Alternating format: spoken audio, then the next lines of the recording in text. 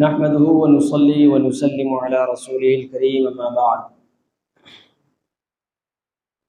فأعوذ بالله من الشيطان الرجيم بسم الله الرحمن الرحيم قل لا أسألكم عليه أجرا إلا المودة في القربى وقال النبي صلى الله عليه وسلم عن ابن عباس رضي الله تعالى عنه لما نزلت قل لا أسألكم عليه أجرا إلا المودة في القربى قالوا يا رسول الله صلى الله تعالى عليه وسلم من قرابتك هؤلاء الذين وجبت علينا مودتهم قال رسول الله صلى الله عليه وسلم هو علي وفاطمة وحسين وحسن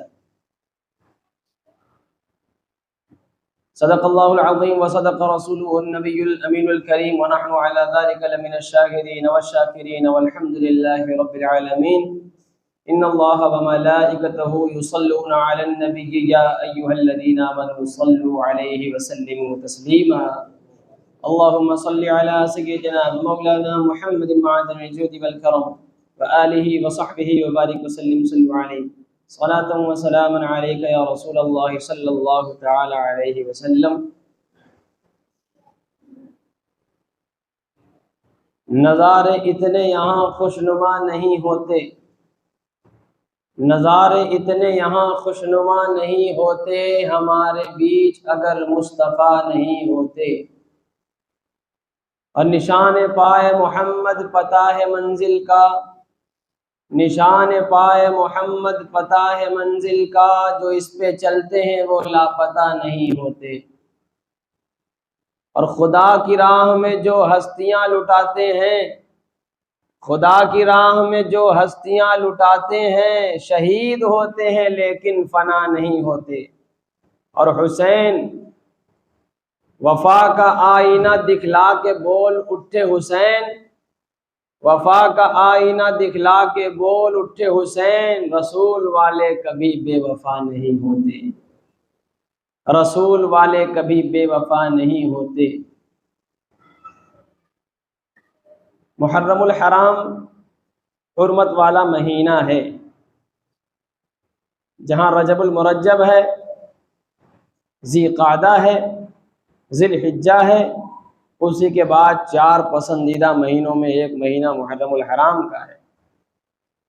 محرم الحرام کے 10ویں دن یعنی یوم عاشورہ، یہ کیسی فضیلت و خصوصیت کا حامل ہے کہ آپ اس سے اندازہ لگا سکتے ہیں کہ رسول اکرم صلی اللہ علیہ وسلم جب ہجرت کر کے مدینہ منورہ تشریف لائے تو حضرت ابن عباس سے مروی ہے کہ رسول پاک صلی اللہ علیہ وسلم نے یہودیوں کو دیکھا کہ وہ ایک دن کا روزہ رکھتے ہیں۔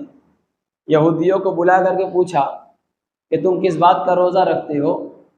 تو انہوں نے کہا آج کے دن ہمارے پیغمبر حضرت موسیٰ علیہ السلام اور ان کے ساتھیوں کو فرعون سے نجات ملی، اس کی وجہ سے فرعون پر انہوں نے غلبہ پایا، اسی خوشی میں، اسی نسبت کی وجہ سے ہم آج کے دن روزہ رکھتے ہیں۔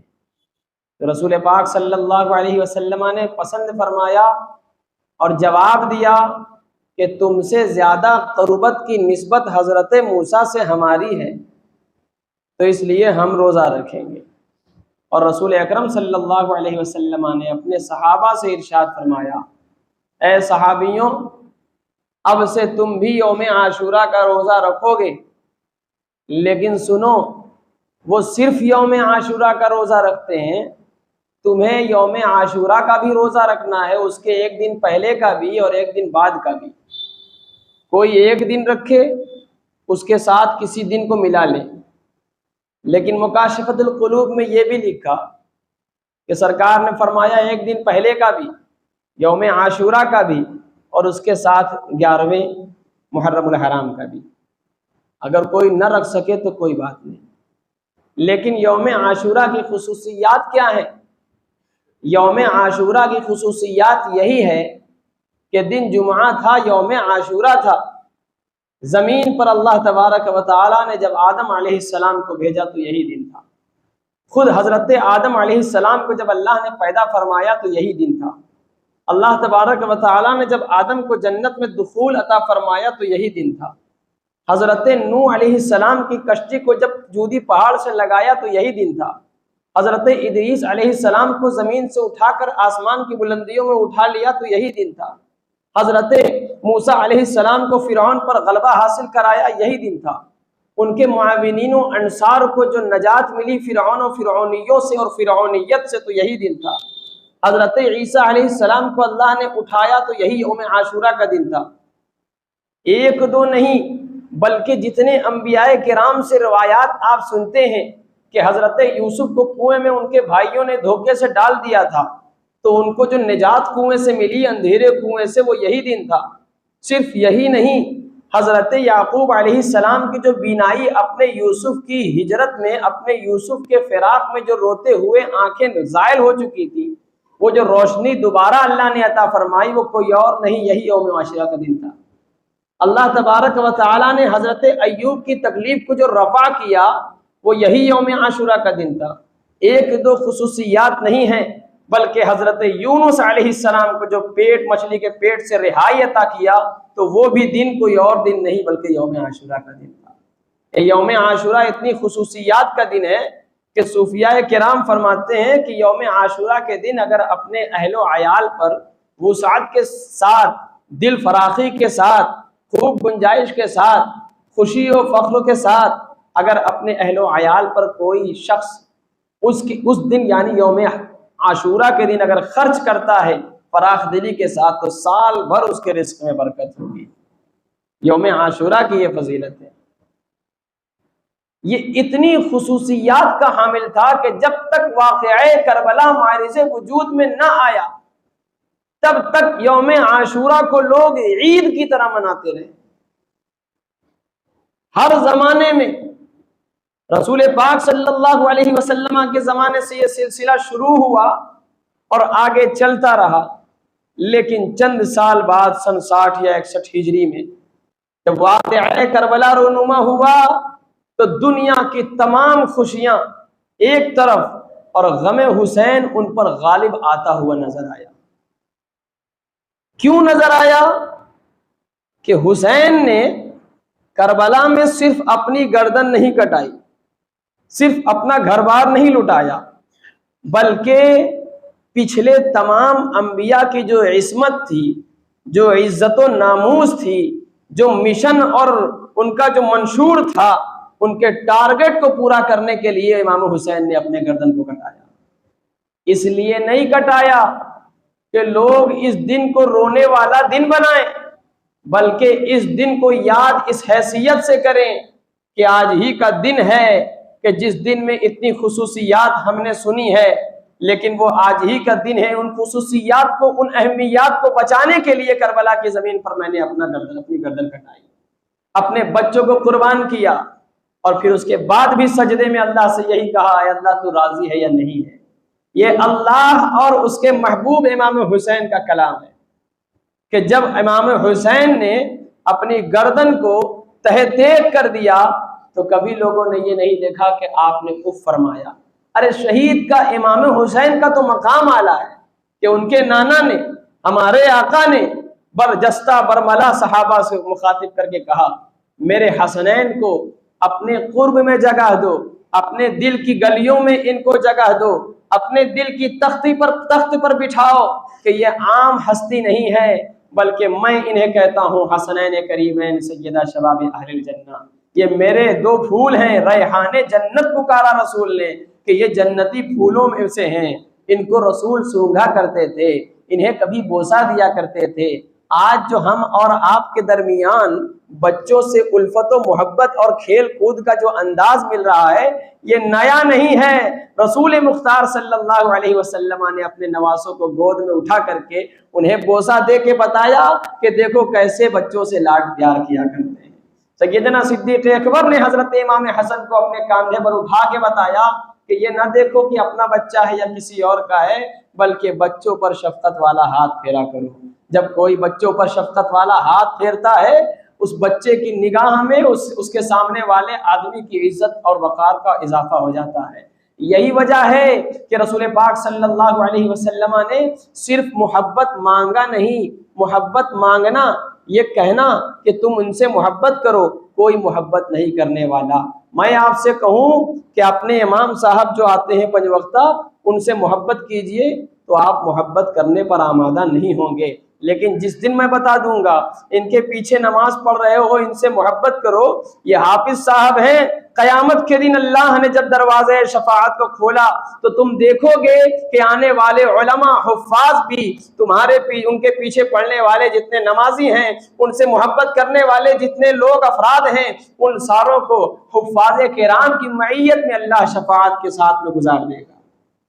یہ خصوصیت جب آپ نے سنی کہ حافظ صاحب کا مقام اتنا بلند ہے تو آپ کے دل میں محبت پیدا ہوئی۔ جب آپ نے سنا عالم ذیشان اپنے گھر کے جس کو چاہے گا، جس پر جہنم واجب ہو جائے گی اللہ کی عطا سے، اس کے فضل سے اشارہ ہوگا، عالم ذیشان عالم ربانی جس کو چاہے گا جنت میں اپنے ساتھ لے جائے گا۔ آپ کے دل میں دماغ میں ایک بات بیٹھ گئی، امام صاحب سے محبت کرنے کا یہ فائدہ، یعنی کسی کو کسی چیز کی طرف آمادہ کرنے کے لیے کوئی ایسا فائدہ، کوئی ایسا نشان دکھائیے کہ بندہ خود اس کی طرف کھینچتا ہوا چلا، اٹریکشن اس کے اندر ہونا چاہیے۔ رسول پاک صلی اللہ علیہ وسلم نے اتنا کہہ دیا یہی کافی تھا کہ محبت کرو، میری اہل بیت سے، قرابت داروں سے محبت کرو، اس کے بعد کچھ کہنے کی ضرورت نہیں تھی۔ لیکن کہیں ماننے والوں کے درمیان مشکلات نہ پیدا ہو جائیں، تجسس نہ پیدا ہو جائیں، وسوسہ نہ پیدا ہو جائے کہ کس وجہ سے محبت مانگ رہے ہیں۔ وہ محبت مانگ رہا ہے جس نے اپنی زندگی کو، تمام زندگی کے لمحات کو تبلیغ رسالت ادا کرتے ہوئے زندگی گزار دی، جس نے شعب ابی طالب میں، یعنی مکے کی ایسی گھاٹی جہاں 3 سال تک بغیر کھانا کھائے پانی پیے، اپنے حواری، اپنے صحابیوں کے ساتھ میں 3 سال تک قید و بند کی مشقت اٹھائی، اس رسول نے کہا کہ میں تم سے مانگتا ہوں لیکن اجر رسالت نہیں بلکہ اجر محبت، اپنی اہل بیت کی محبت مانگتا ہوں۔ اور صرف اللہ تبارک و تعالی کے پیارے محبوب نے خود سے نہیں مانگا، خود سے نہیں کہا کہ تم میری اہل بیت سے محبت کرو، میرے قرابت داروں سے محبت کرو، بلکہ اللہ تبارک و تعالی نے کہا ہے محبوب تم مانگو، ان سے اپنی اہل بیت، اپنے قرابت داروں کی محبت مانگو۔ اس سے پہلے دیگر انبیاء انہوں نے تبلیغ کی، خوب تبلیغ کی، خوب اللہ کے بارے میں بتایا کہ اللہ ایک ہے، ہم اس کے پیغمبر ہیں، بھیجے ہوئے بندے ہیں، لیکن ان کی اس تبلیغ پر، ان کی اس خدمات پر اللہ نے ان کے اوپر یہ فاؤنڈیشن لگائی تھی کہ وہ کبھی کسی اپنی امت کے درمیان کسی امتی سے، کسی خازن سے، کسی حاکم زمانہ سے اجر نہیں مانگ سکتے تھے، معاوضہ نہیں مانگ سکتے تھے۔ ہر نبیوں کے بارے میں آپ قرآن میں پڑھیں گے لا ان اجریہ الا اللہ، کہ ہمیں اگر کوئی اجر دے گا تو اللہ ہی دے گا، مگر اللہ ہی دے گا۔ لیکن رسول مختار کی جب بات آئی تو رسول مختار صلی اللہ علیہ وسلم سے کہلوایا گیا اے محبوب تبلیغ رسالت کا کوئی اجر ادا تو نہیں کر سکتا، لہٰذا تم بدلے میں اپنی اہل بیت، اپنی قرابت داروں کی محبت کو مانگو۔ اور جب محبت کو مانگا تو صرف آپ کو کسی وہم و خیال کی وادیوں میں گم کردہ نہیں کر دیا، گم گشتہ نہیں کر دیا، بلکہ رسول مختار صلی اللہ علیہ وسلم نے راستہ دکھا دیا کہ تم ادھر ادھر سرگردہ نہ پھرو، جس کے بارے میں محبت کرنے کے لیے کہہ رہا ہوں، تم اگر اس سے محبت کرو گے تو اللہ تم سے محبت کرے گا، تم اس کو دوست رکھو گے اللہ تمہیں دوست رکھے گا۔ آگے یہی ہے احب اللہ من احب حسینہ وابغض اللہ من ابغض حسینہ، جس نے حسین سے محبت کی گویا اس نے اللہ سے محبت کی، اللہ نے اسے اپنا محبوب بنا لیا۔ جس نے امام حسین اور اہل بیت سے بغض رکھا اس نے اہل بیت ہی سے بغض نہیں رکھا بلکہ اللہ تبارک و تعالی سے اس نے بغض رکھا، اور اللہ اسے اپنی رحمت سے دور کر دے رہا ہے۔ ایک مقام پر نہیں کئیوں مقام پر حسنین کی بات آئی تو کئیوں مقام پر یہ بتا دیا گیا کہ حسنین کا کیا مقام ہے۔ فاطمہ کی بات آئی، علی ابیہا علیہ السلام، جیسے ہی سیدہ پاک کی بات آئی تو ان کے مقام و مرتبہ کو اجاگر کیا گیا کہ لوگ بے وجہ محبت کرنے سے نہ کترائیں، بلکہ جان لیں کہ یہ نبی کی بیٹی ہیں، علی کی زوجہ ہیں، حسنین کی ماں ہیں، لیکن اس کے باوجود رسول نے فرمایا کہ یہ خاتون جنت ہے، جنت میں جتنی عورتیں ہیں ان کی سردارنی ہے۔ اب دل خود بخود ان کی طرف کھنچتا ہوا چلا آیا۔ ایک اسٹیج پر ہم ہوں اور ایک اسٹیج پر اسی ساتھ میں کوئی عالم ذیشان ہو مگر سادات کرام میں سے ہو، کوئی سید صاحب ہو، تو آپ کا دماغ اور خیال اور رجحان مجھ سے زیادہ ان کی طرف کھینچا چلا جائے۔ یہ وجہ کیا ہے کہ ان کے اندر جو صفت ہے، ایک صفت ہے نسل، وہ نسل کیا ہے؟ سید گھرانے کی ہے، جس کی وجہ سے آپ کو بتانا نہیں پڑتا، فقط اتنا آپ نے جان لیا کہ امام صاحب کے بغل میں جو بیٹھے ہیں وہ سید صاحب ہیں، تو آپ کا رجحان کٹ کر کے گزرتا کہاں گیا؟ سید صاحب کی بارگاہ میں۔ یہ ایک جو اٹریکشن ان کے اندر پایا جا رہا ہے، یہ صفت ہماری اور آپ کی وجہ سے نہیں ہے، بلکہ رسول پاک صلی اللہ علیہ وسلم کے خون کی وجہ سے ہے۔ یہ جو کھچاؤ پیدا ہو رہا ہے وہ قُلْ لَا أَسْأَلُكُمْ عَلَيْهِ أَجْرًا إِلَّا الْمَوَدَّةَ فِي الْقُرْبَى کے تحت ہے کہ جب قُلْ لَا أَسْأَلُكُمْ عَلَيْهِ أَجْرًا کہا گیا تو صحابہ میں یہ اعلان پھیل گیا، تو صحابہ نے پوچھا یا رسول اللہ صلی اللہ علیہ وسلم من قرابتك هؤلاء الذين وجبت علينا مودتهم، آپ کی قرابت میں سے وہ کون ہیں جن سے محبت کرنا ہم پر ضروری ہو گیا ہے؟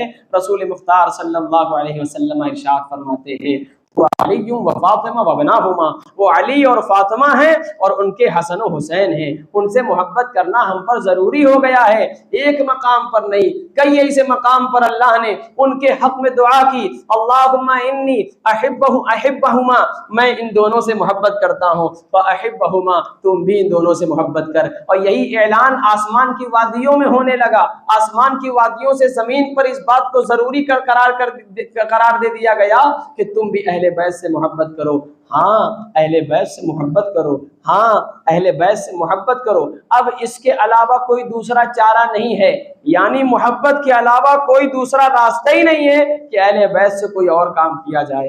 نفرت تو کر ہی نہیں سکتے، اہل بیت سے دشمنی تو لے ہی نہیں سکتے، پھر ہمارے اور آپ کے اندر کون کون سی کمیاں ہیں جس کی وجہ سے فیضان اہل بیت ہم پر صحیح طرح سے اثر مرتب نہیں کر رہا ہے؟ کیا وجہ ہے؟ بہت ساری وجہیں ہیں۔ امام حسین عالی مقام علی جدہ علیہ السلام، جو جس سے محبت کرتا ہے اس کی رفتار پر عمل کرتا ہے، اس کی گفتار پر عمل کرتا ہے، اس کے اطوار پر عمل کرتا ہے، اس کے کردار پر عمل کرتا ہے۔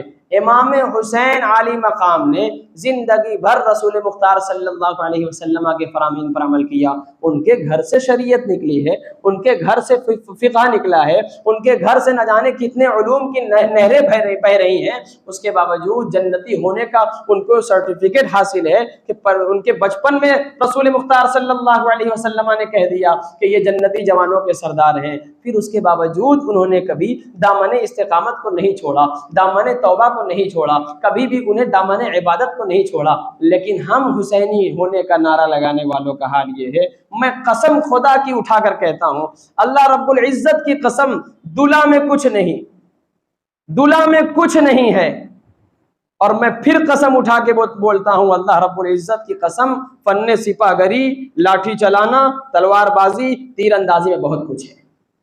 جس چیز کو سیکھنا تھا اسے چھوڑ دیا، جس کو پکڑنا تھا اسے چھوڑ دیا، اور جس کو نہیں پکڑنا تھا اس کو پکڑ کے اپنے سینے سے لگائے ہوئے۔ نال کو ایسا چومتے ہیں، میں کہوں نال کو چومتے ہو اس میں ملے گا کیا؟ اس کا کوئی ثبوت نہیں۔ نال کو چومنے کے لیے لوگ اپنے آپ کو زخمی کرتے ہیں، کسی کا ہاتھ اکھڑ گیا، کسی کا پاؤں میں موچ آ گئی، لیکن وہ دوڑتے بھاگتے ہیں۔ میں کہتا ہوں دلہا میں کچھ نہیں، لیکن فن سپاہ گری میں پٹا میں بہت کچھ ہے۔ اپنی جان جب بن آتی ہے تب لوگ کہتے ہیں ہائے کہ ہم سیکھ لیے ہوتے تو یہ بات نہ ہوتی، لیکن مسلمانوں کے درمیان اس بات کا کوئی جوش و جذبہ نہیں ہے کہ جس کو سیکھنا ہے اس پر آمادہ ہو جائے، جس کو چھوڑنا ہے اس کو چھوڑنے کی بات کی جائے، سوائے خرابی کے کچھ بھی نہیں۔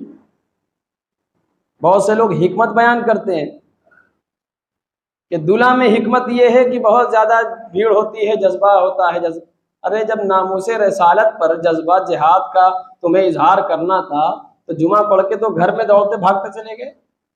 کہیں ایسا نہ ہو کہ امام صاحب پکڑ کے کھینچ لے جائیں کہ چلو آؤ ناموس رسالت کی لڑائی لڑی جائے. شہداء جو ہوئے ہیں انہوں نے رسول کی عزت کی وجہ سے اپنی گردنیں کٹائی، دولہا کی نال پکڑوانے کے لیے نہیں. عاشورہ و محرم کی فضیلتوں کو بیان کرنے کا یہ مقصد نہیں ہے کہ تم اپنی اپنی تاریخیں بنا لو، آج یہاں آج وہاں آج وہاں یہ کرو، بلکہ عاشورہ اور اس کی فضیلتوں کو اس کو بیان کرنے کے جو سلسلے ہم لوگوں نے قائم کیے، مسلمانوں کے بزرگوں نے ائمہ نے قائم کیے، اس وجہ سے کہ تاکہ تم مقصد شہادت جانو، عاشورہ کی فضیلت جانو، عاشورہ کے بیک گراؤنڈ کو جانو. اس لیے نہیں کہ تو گھوڑا کی تازیہ بنا لے، زنجیرہ سے اس سے نوا لے اور گھوڑا کی تازیہ وہ ہو گئی. ارے یہ سب کیا ہے بھائی؟ تازیہ داری سرکار اعلی حضرت ہی نہیں، چونکہ صرف اعلی حضرت کا حوالہ لوگوں کو ہضم نہیں ہوتا. ایسے بھی ہمارے درمیان ہمارے سنی بھائی لوگ ہیں ایسی گندی گندی صحبت میں رہتے ہیں کہ ان کو اعلی حضرت کا حوالہ پسند نہیں آتا.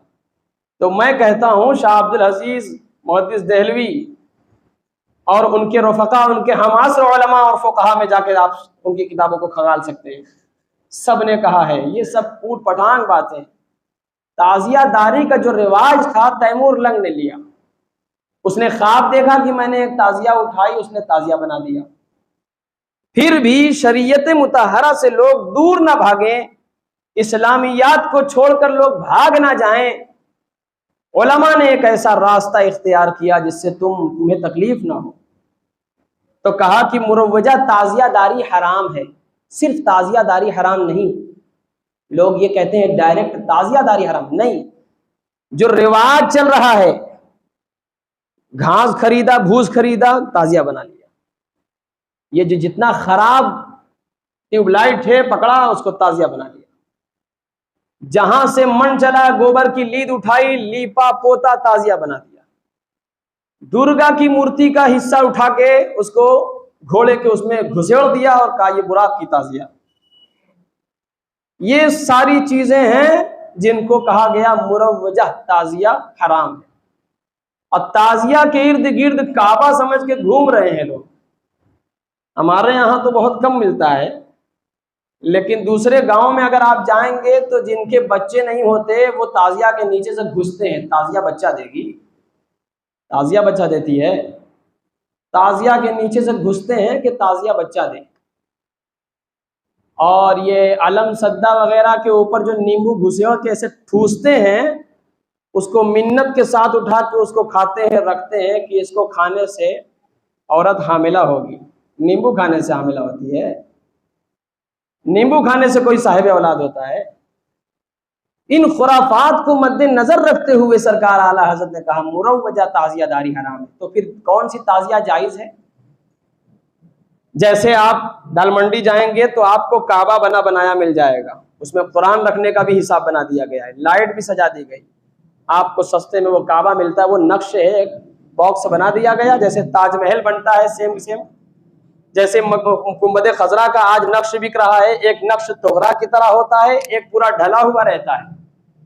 جس طرح سے سیم ٹو سیم وہ گنبد خضرا ہم خرید کے اپنے یہاں لاتے ہیں، گھماتے نہیں ہیں، اسی طرح سے آپ تعزیہ کو بھی سیم کربلائے معلیٰ جیسی شکل دے کر کے اپنے گھر میں رکھیں، اپنے بچوں کو دکھائیں. دیکھو اچھا، یہ میں جب اس پر غور کر رہا تھا مجھے ایک اور بات سمجھ میں آئی. یہ اس زمانے میں اعلیٰ حضرت نے کہا کہ جب لوگوں کو پتہ ہی نہیں تھا کہ گنبد خضرا دکھتا کیسا ہے، کربلا دکھتا کیسا ہے، اس زمانے میں فوٹو کا تو چلن ہی نہیں تھا، تو اس لیے نقش بنانے کی اجازت دی گئی تھی کہ تم نقش بنا کر کے یا ماڈل بنا کر کے اپنے گھر میں رکھو، اپنے یہاں کی آل اولاد کو دکھاؤ کہ یہ کربلا معلیٰ کا روضہ ہے، یہ امام پاک کا روضہ ہے، یہ گنبد خضرا ہے، یہ نجف شریف ہے، یہ عراق ہے، یہ بغداد.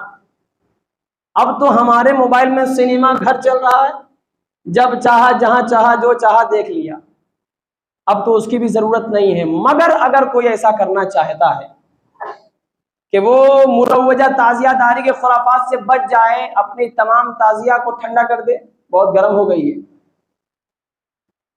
ایسی تعزیہ بنائیں جس میں اس بات کا خیال جائے کہ یہ کربلا معلیٰ کا نقشہ ہے اور یہ کربلا ایسے نہیں بنی، یہ کربلا معلیٰ کا روضہ ایسے نہیں بنا، بلکہ امام حسین نے اپنی قربانیاں پیش کی ہیں جس کی وجہ سے آج دنیا کربلا کو یاد رکھ رہی ہے.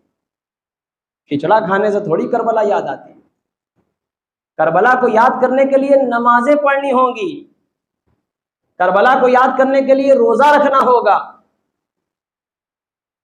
چھوٹے چھوٹے بچوں کو لے جا کر کے امام پاک نے یہ نظریہ دیا کہ دین بچانے کے لیے پیچھے مڑ کے یہ نہ دیکھو کہ میں کودوں گا ناموس رسالت کے لیے تو میری بیوی کا کیا ہوگا، میری ماں کا کیا ہوگا، میرے بھائی بہنوں کا کیا ہوگا، بلکہ کہا جہاں دین کی حفاظت کی بات آ جائے دودھ پیتے بچے کو بھی اس میدان میں لے جاؤ کہ وہ زندہ رہے گا تو دیکھ کے ان مراحل کو اپنی نسلوں میں بتائے گا، اور اگر شہید ہو جائے گا تو اس کا مقام مرتبہ اعلیٰ و بالا ہو جائے گا. اس لیے نہیں لے گئے تھے وہ. ابھی دوسرے مکتبہ فکر اور جو ہے بدعقیدوں کی بات نہیں کرنی ہے. ان کا کہنا ہے کہ وہابیوں کا کہ سیاست کے لیے گئے تھے، ہمیں اس پر بات ہی نہیں کرنی. وہ تو سرے سے ان کی بنیاد ہی کھوکھلی ہے، ان کے ایمان و عقیدہ کی تو ان کو ٹھوکر ماری ہے. میں ابھی اپنی اصلاح کروں، میرے ساتھ کیا مسئلہ چل رہا ہے. پنے سپاہ گری سیکھنا آپ پر ضروری ہے، تلوار بازی سیکھنا آپ پر ضروری ہے جو کام RSS کر رہی ہے. آپ کے پاس ایک لاٹھی خریدنے کا پیسہ نہیں ہے، جائیے نیچی باغ جہاں لاٹھیاں بکتی ہیں، دیکھیے گٹری گٹری بنا کے لے جاتے ہیں. وہ آپ کے سر پہ پھاڑنے کے لیے وہ تیاری ہے. جگہ جگہ پارکوں میں وہ اکٹھا ہوتے ہیں اور جا کے مشقیں کرتے ہیں. چلے جائیے شیوالا پارک میں، میں نے اپنی آنکھوں سے دیکھا. لیکن آپ کو فرصت نہیں ہے. فرصت ملی چلو دولہا دیکھنے، فرصت ملی چلو گھومنے، فرصت ملی چلو بینیا باغ پارک میں گھومنے کے لیے. نہیں مسلمانوں، یہ عاشورہ کا مہینہ، یہ محرم الحرام کا مہینہ 10 دن بڑا پاک باز مہینہ ہے، اور اس میں جو ایم اور منشور اور ٹارگٹ آپ کا ہونا چاہیے کہ میں نماز نہیں پڑھتا تھا، غم حسین کو یاد کر کے آج سے انشاءاللہ نمازیں پڑھوں گا. روزہ نہیں رکھتا تھا، اللہ سے توفیق مانگتے ہوئے، صحت مانگتے ہوئے میں روزہ رکھوں گا.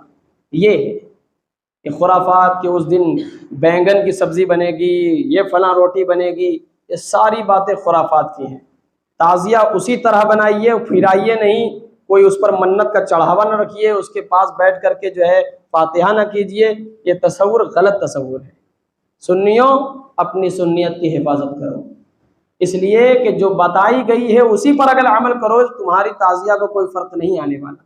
تعزیہ کو بدلو، اپنی جگہ پہ رکھو، اور جتنا چاہو اس پر جو ہے آپ اپنی نظریں اور تصورانہ انداز کو جما کے رکھو کہ ہم کربلا معلیٰ کو دیکھ رہے ہیں. اللہ نے اگر توفیق دی تو انشاءاللہ جا کے اپنی زبان حال سے کہیں گے کہ ہم اپنی نگاہوں کے سامنے کربلا معلیٰ اور روضہ امام حسین دیکھ رہے ہیں. اللہ تعالی ہم سب کو دکھائے بھی. اب یہ جو قل لا اسألکم علیہ اجرا الا المودۃ فی القربیٰ میں قرابت داروں کی محبت مانگی گئی، ان میں یہ ساری باتیں آتی ہیں کہ جو حسین کے ساتھ تھا، جو حسین کے ساتھ معاملات ہوئے، جو ان کے اندر کردار و گفتار کے معانی تھے، ان ساری چیزوں پر عمل کرنا ہم پر ضروری ہے. 10 محرم کو یہ کہتے ہیں کہ غم حسین میں رونا نہیں چاہیے، اور یہ صحیح ہے کہ دین اسلام میں شریعت مطہرہ میں 3 دن سے زیادہ سوگ منانا حرام ہے. حرام. جب وہابیوں نے، دیوبندیوں نے کہا کہ 12 ربیع الاول کو سرکار کی وفات بھی ہوئی تھی تو تم وفات کی خوشی میں جلوس نکالتے ہو، تو ہم وفات کی خوشی میں تو نہیں نکالتے، ولادت کی خوشی میں نکالتے ہیں. تو ان کے سوال کو اس طرح رفع کیجئے. تو پہلی بات تو اس میں اختلاف ہے کب ہوا تھا، لیکن اگر مان بھی لیں کہ 12 ربیع الاول وفات کا بھی دن ہے تو بھی ولادت رسول اکرم منانے اور جشن رسول اکرم منانے میں اس پر کوئی اثر نہیں پڑتا، اس لیے کہ میت کا 3 دن کے علاوہ سوگ منانا میت پر حرام ہے. لہٰذا یہ بات ختم، یہاں سے اس کا جڑ ہی کاٹ دی گئی. اسی لیے کہا گیا کہ 10 دن عشرہ کا جو ہے یوم عاشورہ کا، یہ بہت فضیلتوں کا حامی ہے. یہ الگ بات ہے کہ ہم رونا نہیں چاہتے ہیں، لیکن غم حسین ہمیں خود بخود رلا دیتا ہے. کوئی زبردستی روئے شیعوں کی طرح پکڑ کے اپنے اماموں کو نوچ لے، کپڑا پھاڑ دے، پنکھے پہ لٹک جائے، کود کاٹ جائے، یہ رونا بناوٹی رونا ہے. یہ آپ زبردستی لا رہے ہیں. لیکن امام حسین کے اوپر جو مصائب کے پہاڑ توڑے گئے، لیکن آپ نے جو صبر و استقامت کا دامن تھاما، وہ اس لیے تھاما کہ تو ہماری شہادت پر رو نہیں۔ اور جو شہید ہوتے ہیں نا، شہادت جن کے یہاں آئی گئی ہے نا، ان شہداء کے گھر میں آج بھی جا کے پوچھئے کہ شہید ہونے پر رویا جاتا ہے، تو ان کے سگے بتائیں گے شہید ہونے پر تو فخر ہوتا ہے کہ میرا ایک فرد شہید ہو گیا، رونا نہیں چاہیے۔ الگ بات ہے غم حسین ہمیں خود بخود آبدیدہ کر دیتا ہے، یہ غم حسین کا آبدیدہ کرنا، اس کے اندر یہ کمال ہے، ہمارے اندر کمال نہیں ہے، ہمارے لفظوں کی چاشنی کے اندر وہ کمال نہیں ہے کہ ہم آپ کو رلا دیں۔ یہاں بندہ ایک آدمی تڑپ تڑپ کے مرتا ہے تو دوسرا ویڈیو بناتا ہے، ہنستا ہے، اسے کوئی غم ہوگا نہیں۔ یہ غم حسین کا کمال ہے کہ وہ آپ کو رلا دیتا ہے۔ پتھر دل بھی اس دن کو، اس معاملات کو جب سنتا ہے تو رو دیتا ہے۔ جب حضرت اصغر بے شیر خار کو جب سنتا ہے تو رو دیتا ہے، قاسم و اصغر اکبر کی جوانی کو سنتا ہے تو رو دیتا ہے۔ یہ ہمارے اندر کمال نہیں ہے، یہ ان کے جذبہ جہاد کا کمال ہے، جذبہ شہادت کا کمال ہے۔ خرافات سے بچیے، جب تک خرافات میں رہیں گے تب تک معاملات میں الجھتے رہ جائیں گے، اور اسی طرح سے آپ کی زندگی خراب ہوتی رہے گی۔ لیکن محرم الحرام کے مین مقاصد یہ ہیں کہ ہم محرم الحرام کی فضیلتوں کو جانیں، اور واقعہ کربلا کے پس منظر کو جانیں کہ آخر وقت بھی سجدے کی حالت میں امام حسین، امام پاک کی گردن کٹا جانا اس بات کا اشاریہ ہے کہ تمہیں کسی بھی حالت میں نماز نہیں چھوڑنی۔ اور ہم نے اپنی آنکھ سے دیکھا اپنے محلے میں، بڑا دلہا تو بڑا بھاگ ہماری طرف آتا ہے، پوری رات اس کا انتظار دیکھتے ہیں، اور حال یہ ہوتا ہے کہ جو روزہ دار ہیں بیچارے بھاگے دوڑے اپنی اپنی سحری کا انتظام کر لیتے ہیں، لیکن جن کو اس سے مطلب نہیں ہے نماز روزہ سے، فجر کی اذان ہو گئی، یہ نماز کو نہیں گیا، دلہا جدھر گیا ادھر چلا گیا۔ تمہیں یہ دولہا نماز چھوڑنے کی وجہ سے جہنم میں لے جائے گا، اور تم دولہا چھوڑ کر کے اگر مسجد میں چلے جاؤ گے تو مسجد کا قصد اور نیت تمہیں جنت میں لے جائے گی۔ تم اگر گندا کھانے کے شوقین ہو تو مبارک، ہم اچھا کھانے کھلانے کی دعوت دیتے ہیں، لہٰذا اچھا کھانا، اچھا پہننا، اچھا اوڑھنا، اچھا بولنا، اچھا سننا اور اچھی صحبت میں رہنا اختیار کیجئے۔ انشاءاللہ جنت آپ دنیا میں دیکھ لیں گے، دنیا میں جنت کے نظاروں کو محسوس کریں گے، جنت کی حلاوت کو محسوس کریں گے۔ لیکن ان خرافاتوں کو چھوڑیے، اور نہیں چھوڑنا ہے تو پھر آپ کو مبارک، آپ جانیے گا۔ لیکن ایک بات پھر وہی کہہ دوں گا، ان سال سے آپ کوشش کیجئے کہ فن سپاہ گری سیکھیے، لاٹھی چلانا سیکھیے، تلوار بازی سیکھیے، ہر سال اتریے اکھاڑے میں، دکھائیے، اپنے بچوں کو پکڑ کے لے جائیے، سکھائیے۔ اگر آج نہیں سیکھیں گے تو کبھی نہیں سیکھ پائیں گے، کیونکہ ہر طرح سے اس زمانے میں صرف یزید حملہ آور تھا، امام پاک پر صرف یزید حملہ آور تھا، یزید کی فوج تھی۔ آج ہمارے پیچھے صرف یزید نہیں ہے، یزیدی بھی ہیں، رافضی بھی ہیں، شیعہ بھی ہیں، قادیانی بھی ہیں، چکڑالوی بھی ہیں، گو کہ ہر طرح کے مذہب باطلہ ہوں، سب ہمارے پیچھے ہیں۔ کوئی جان لینا چاہتا ہے، کوئی ایمان چھیننا چاہتا ہے، کوئی عقیدے پر حملہ کرتا ہے، ہر طرح سے آپ کی عزت پامال کرنے والی بڑی بڑی قومیں آپ کو گھیرے میں لیے ہوئے ہیں، اور آپ کے اوپر یہ ہے کہ آپ دولہا کی ململی چادر اوڑھے ہوئے سوئے ہیں، اور نال کو اپنے سینے سے لگا کر سوچتے ہیں کہ میں نے حج کما لیا۔ حج کمانے کے لیے ویزا بنوائیے، پاسپورٹ تیار کیجیے اور حج کرنے جائیے۔ حج فرض ہے، پیسہ جٹائیے، پیسہ کا انتظام کیجیے۔ اس لیے ان خرافات سے بچتے ہوئے اللہ تبارک و تعالی ہماری نیکیوں کو اپنی بارگاہ میں قبول و مقبول فرمائے۔ اعلان یہ ہے کہ آج پچپڑوا میں عشاء بعد ذکر شہداء کربلا منایا جا رہا ہے، جس میں خصوصی تقریر مفتی واسط فہیم صاحب قبلہ کی ہوگی، اور نعت و منقبت کی محفل سجائی جائے گی، اور اسی کے ساتھ 12 محرم الحرام یہاں پہ، اور آج عشاء بعد آج ہی آپ ہی کے علاقہ بھاٹن مسجد کے ارد گرد محفل شہداء کربلا کا اہتمام کیا گیا ہے۔ آپ حضرات اس میں کثیر تعداد میں شریک ہو جائیں، اور 12 محرم الحرام پانڈے حویلی ٹاٹو کے میدان میں انشاءاللہ میرے پیر و مرشد سیدی سرکار گلزار ملت اور حضور پیارے میاں شاہ صاحب قبلہ اور تمام دیگر علماء، ائمہ اور نعت خوان کرام آئیں گے، آپ حضرات اس میں بھی شریک ہو جائیں۔ 12 محرم الحرام، اور اس طرح کے جلسے تو ہوتے ہی رہتے ہیں، لہٰذا خرافات سے بچ کے جلسوں کی طرف جائیں، انشاءاللہ فیضان شہداء کربلا سے مالا مال۔ وآخر دعوانا الحمدللہ رب العالمین۔